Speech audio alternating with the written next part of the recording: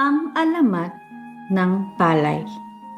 Muling isinalaysay ni Virgilio S. Almario, iginuhit ni Conrad A. Raquel.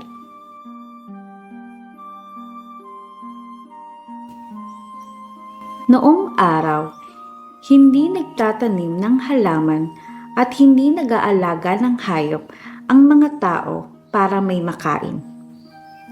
Umaasa lamang sila sa kalikasan. Kaya tumitira sila kung saan may pagkain. May tumitira sa mga kuweba sa bundok at nabubuhay sa bungang kahoy at nahuhuling hayop. May tumitira sa tabing ilog at dagat at nabubuhay sa pangingisda. Tumitira sila sa isang lugar hanggang may makakain at humahanap ng ibang lugar pag wala ng makain.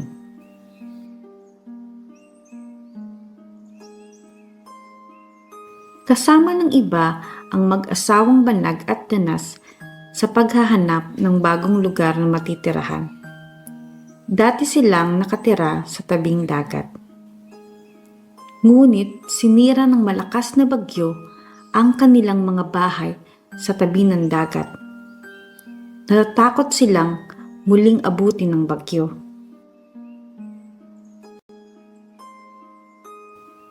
Bakit tayo laging lumilipat ng tirahan? Tanong ni Banag kay Danas. Pagod na ako sa ganitong buhay. Hindi tuloy tayo magkaanak. Gusto ni Banag na humiwalay sila sa iba at mamalagi sa isang magandang pook. Gusto kong isilang doon ang ating anak.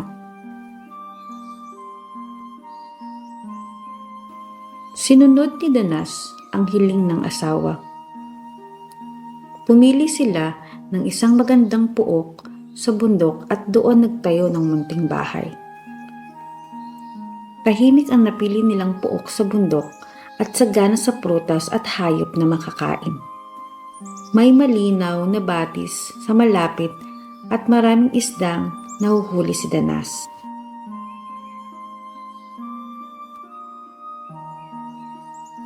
Ngunit biglang dumating ang tagtuyot. Matagal na hindi umuulan at natuyo ang lupa. Namatay ang mga halaman at punong kahoy. At nawala ang mga hayop at ibon. Namatay ang mga isda sa natuyong batis.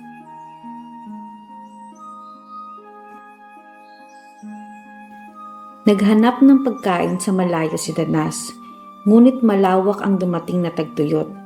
Naglakad siya ng naglakad at nakarating sa kabilang bundok, ngunit wala pa rin siyang makitang pagkain.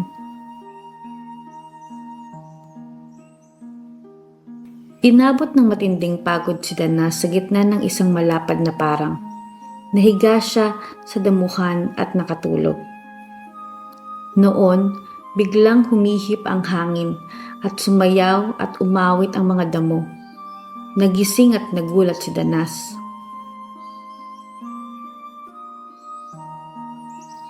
Pinakinggan ni Danas ang awit ng mga damo.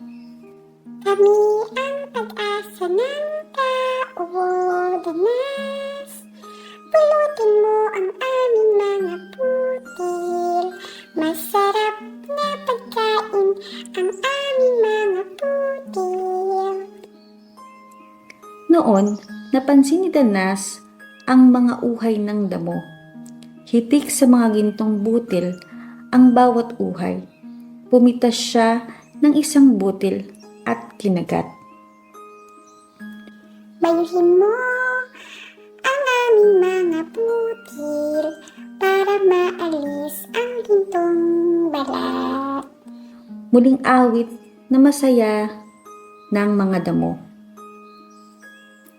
Iluto mo ang puting laman ng butil para lumambot at maging masarap na pagkain.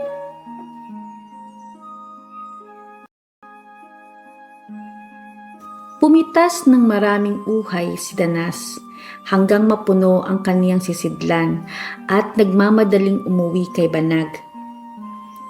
May pagkain na tayo ngayon, tuwang-tuwang balita niya kay Banag. Tulad ng utos ng mga damo, inalisan nila ng balat ang mga butil at iniluto bago kinain. Kinabukasan, nagbalik sa parang si Danas. Itanim mo ang aming butil. Awit ng mga damo. Itanim mo sa lupang pinalambot ng ulan. Alagaan mo ang mga butil na tutubo. Tuwing mag-aani kay, maglaan ka ng mga butil para muling itanim at alagaan.